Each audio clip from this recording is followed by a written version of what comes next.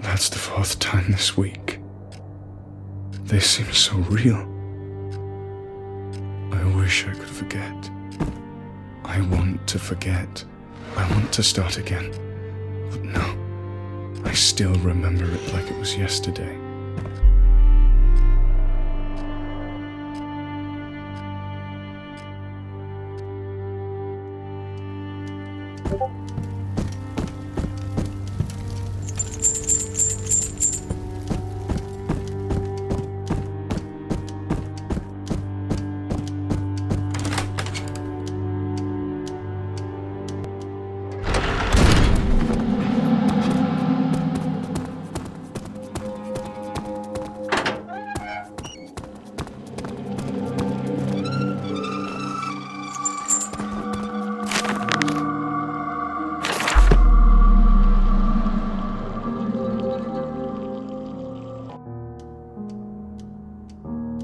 That note. It reminds me of my inane obsession. It's where it all started. If I could go back now, I'd tell myself to wake up and realize how foolish I was being. But there's nothing I can do now.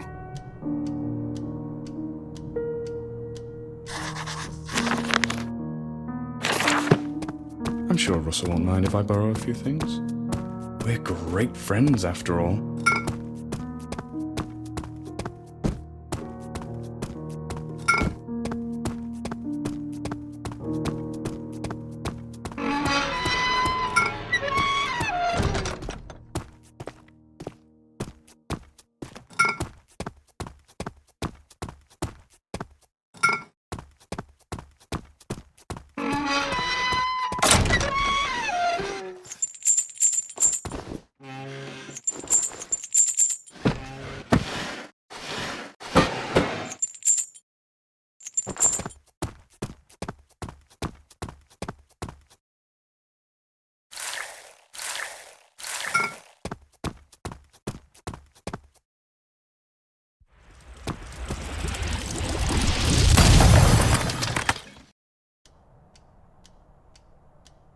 Yes, Russ, my old friend. We were like two peas in a pod, inseparable familiars, until I told him of my motives. Understandably, he didn't want anything to do with me from then onwards. So, of course, he couldn't be trusted.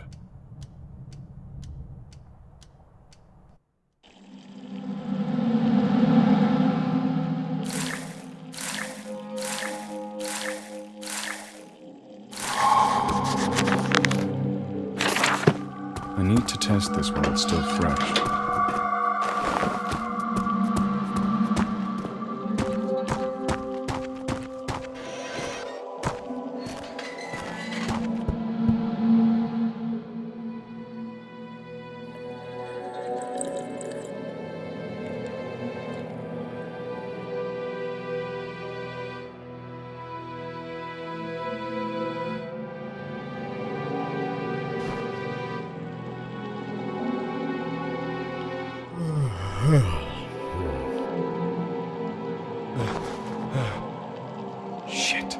Shit! Where the fuck is he? What have I done?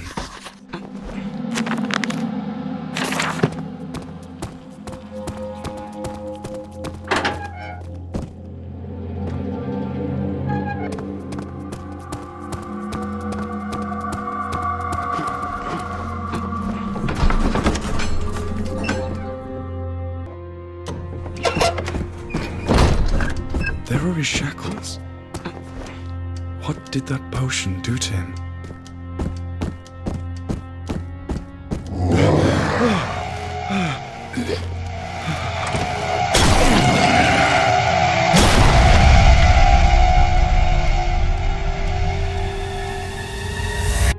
That memory still haunts me.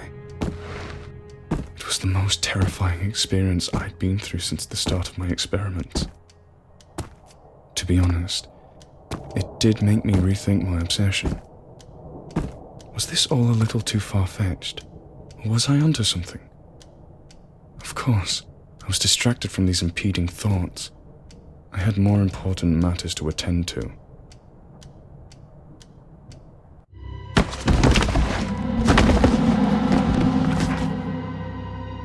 There you are, back where you belong. You disgusting animal. It's feeding time. I better get some supplies.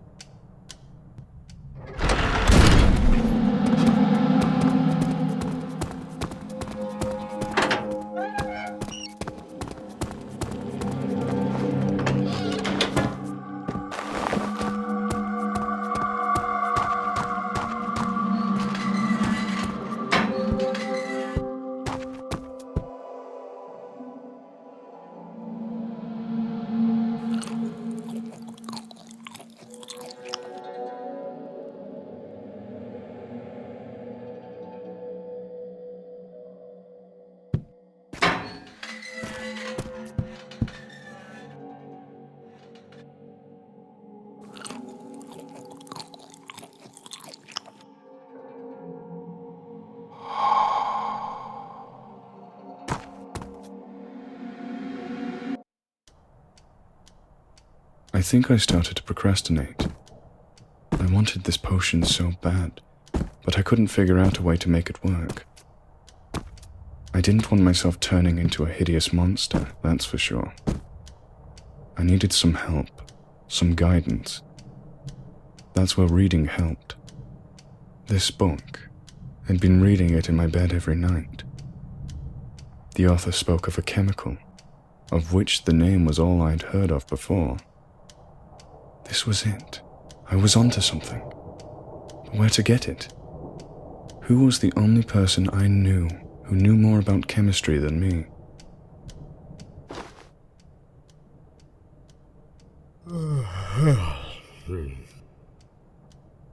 I hope he's written back.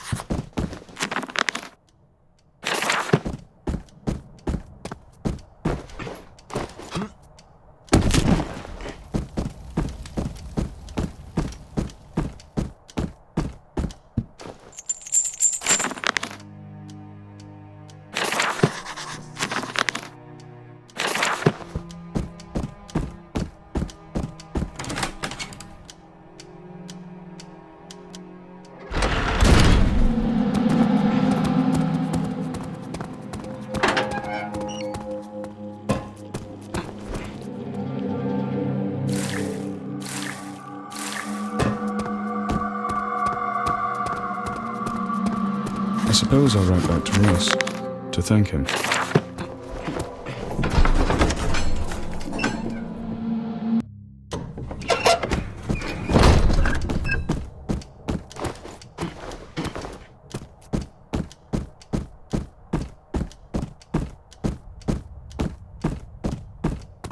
I need paper from the drawer.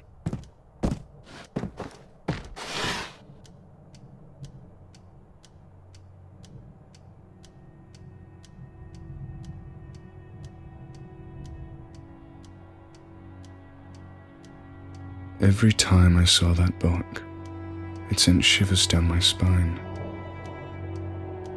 You see, my father gave me that book before he died. After my mother diagnosed him with cholera, I expected to see her devote every bit of energy towards making him better, but it wasn't enough. We were very alike, my father and I. We understood each other. And after his death, I sort of drifted for a while. I no longer knew my purpose, and depression quickly became bitter anger against my mother. It was my belief that she didn't do enough, that she didn't try hard enough to make him better. Of course, I was blinded by dejection, and I needed someone to blame. I wasn't thinking straight, and I hated death with every bone in my body. I wanted to use every bit of knowledge in my brain to get rid of it once and for all. I wanted immortality. This is perfect. This is it. I've finally done it.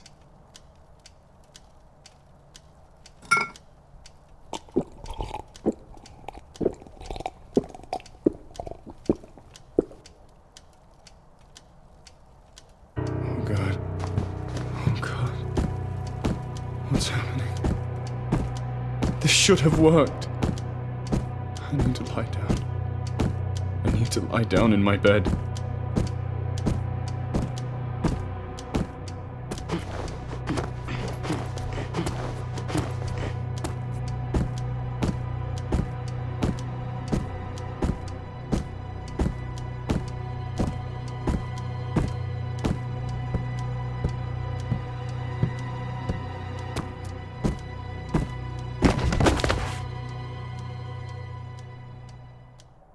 I thought I'd done it. I was so ready, but so far from my holy grail. My father always used to say, if at first you don't succeed, try again. This was the one time this motivating and positivity-inducing proverb was counterproductive. Every attempt I made at immortality was worse than the last. It was time for acceptance. It was time to give up.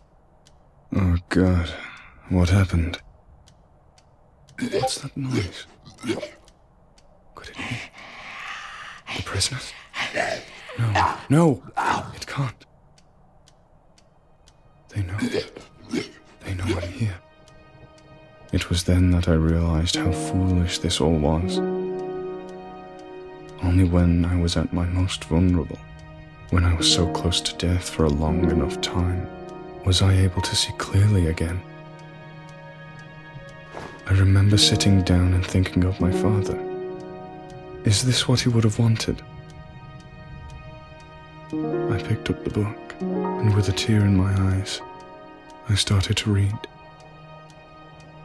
It was his favorite book. He would read it every night before bed. My father accepted his fate. He was strong and brave and accepted that he will die. But me, I was weak. I was tired. And I was done.